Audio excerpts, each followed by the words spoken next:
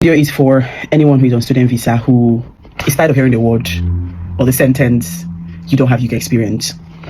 Let me tell you about the first ever organization that gave me my first ever chance when I relocated to the UK, teaching personnel.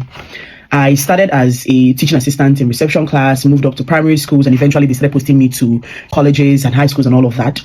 And in a couple of months, because I showed, consistency, showed excellence, they eventually started recommending me for HR assistant roles. Now, Teaching Personnel is the biggest recruitment agency in the education space in the UK. They staff in schools, organizations, both for academic and non-academic staff.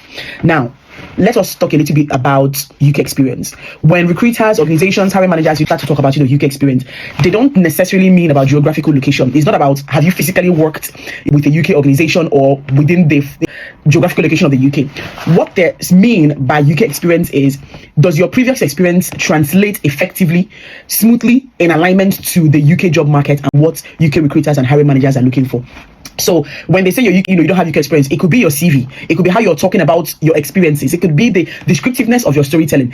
Your CV might be showing international, it might be giving location of where you're coming from. It's not using the sector specific keywords for the UK job market. It's not highlighting keywords that are specific to that organization or to the role itself. Say for instance, you cannot say that you are applying to a compliance related kind of role.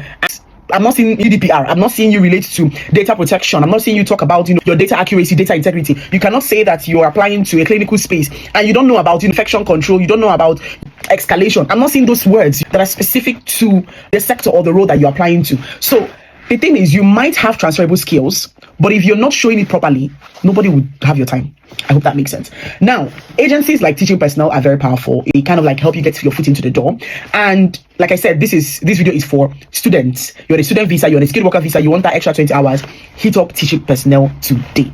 Hit these guys up. You're new into the UK, you need a solid starting point, hit these guys up. They're all over the UK. I'm going to tag them into the video.